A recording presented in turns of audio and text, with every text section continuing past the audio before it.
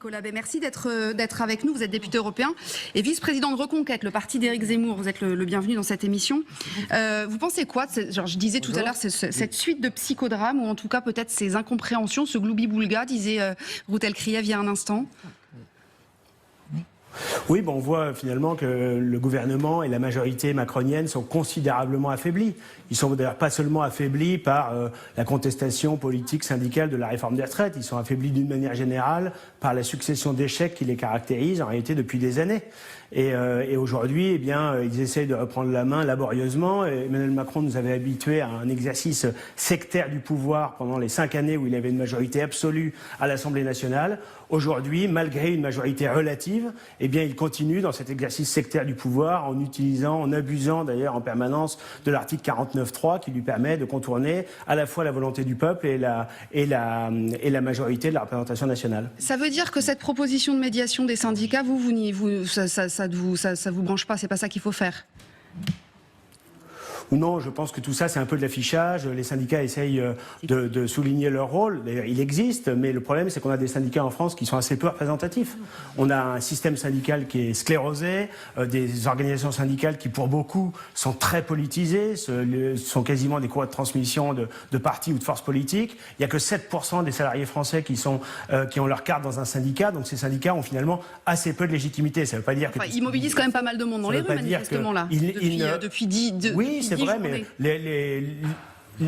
les défilés syndicaux ou les manifestations sont importantes, mais sont moins spectaculaires que ce qu'on a pu connaître il y a quelques années. En réalité, ça ne représente pas forcément une majorité de Français. Il y a une majorité de Français qui rejette la politique d'Emmanuel Macron en général, qui rejette cette réforme des retraites dont tout le monde a compris qu'elle ne réglerait rien du problème de l'équilibre de notre système par répartition, parce qu'elle ne s'attaque que à la durée de cotisation. Il aurait fallu un projet complet qui traite du problème de l'emploi, du problème de la natalité et du problème de la fraude sociale.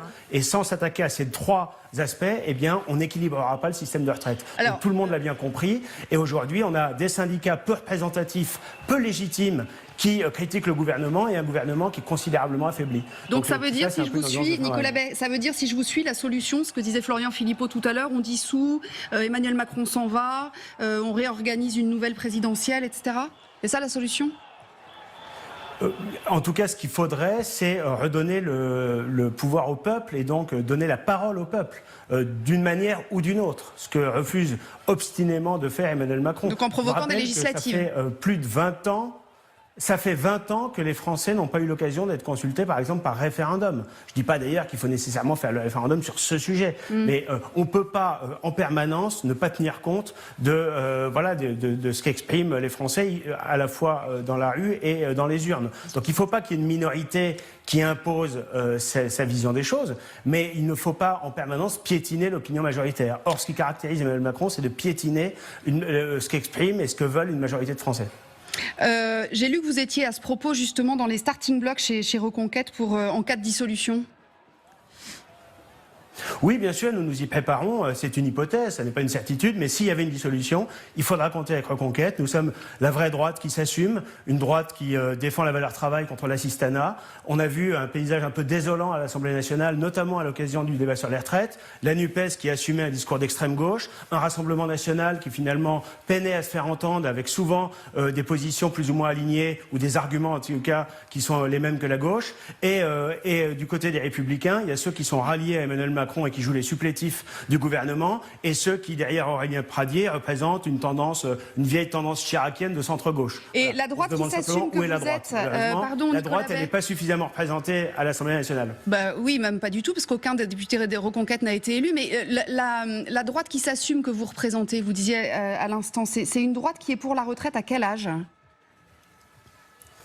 Eh bien, c'est une droite qui défend la valeur travail, qui pense en effet qu'il peut y avoir une augmentation de la durée de cotisation dès lors qu'on travaille, qu'on vit beaucoup plus longtemps. On peut accepter l'idée éventuellement de travailler un peu plus longtemps, à condition que ce ne soit pas une injustice, que ce ne soit pas toujours les mêmes à qui on demande des sacrifices toujours plus importants. Qu'on commence par équilibrer nos comptes publics et nos comptes sociaux. Quand on a une fraude sociale qui coûte 60 milliards d'euros par an, une immigration qui coûte des dizaines de milliards d'euros par an, une fraude fiscale à laquelle le gouvernement s'attaque très peu, des déficits publics dans tous les domaines. On ne demande pas aux Français des sacrifices encore plus importants alors qu'on dilapide en permanence l'argent public. Donc il faut qu'il y ait une vraie justice sociale. Là, c'est une réforme comptable. Ce que fait Emmanuel Macron, c'est ce qu'a fait François Fillon en 2008, augmenter de 2 ans la durée de cotisation.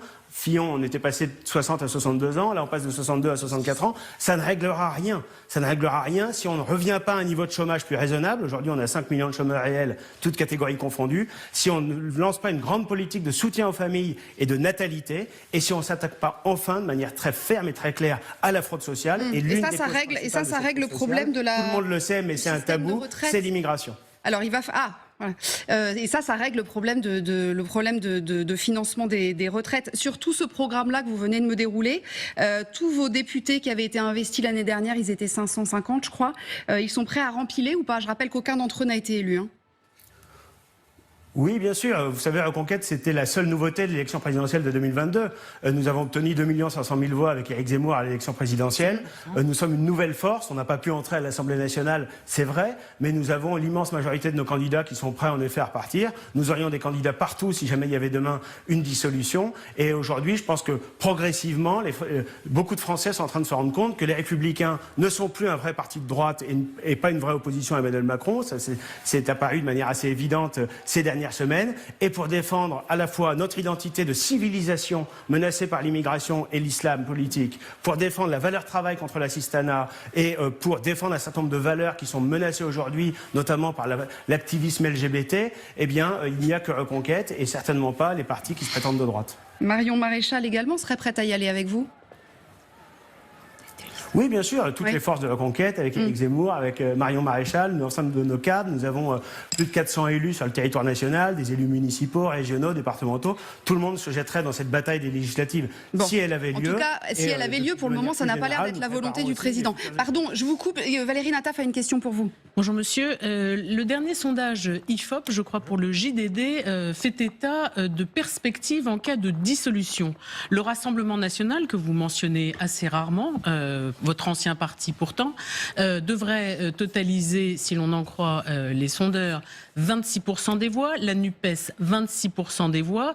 Je n'ai plus le souvenir du score que Reconquête pourrait avoir, mais je crois que c'est moins de 10%, c'est-à-dire le score qu'avait recueilli Éric Zemmour à la présidentielle, soit 7%.